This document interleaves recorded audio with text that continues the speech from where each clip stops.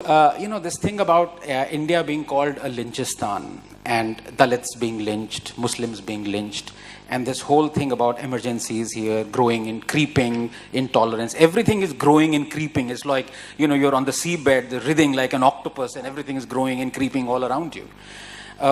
So let me give you a couple of examples, and I would love to have a show of hands here. It's a very attentive audience, which is very refreshing, coming from JNU, where half people are sleeping in the audience.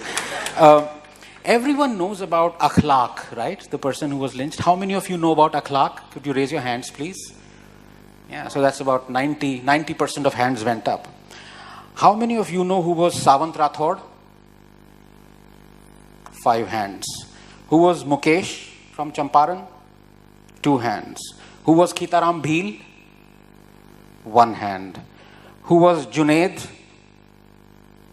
5 hands. Who was Farooq? 1 hand. These were people, Dalits and Muslims, who were lynched by Muslims. We don't know their names. They have been forgotten after pages of history books, but we know only akhlaq. Pause and wonder why that is so.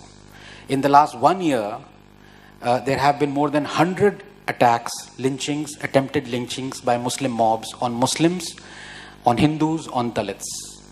They just don't appear in the news. They just slip away. There have been more than 36 attacks by Muslim mobs on Dalits, lynchings, attempted lynchings. We don't hear of them.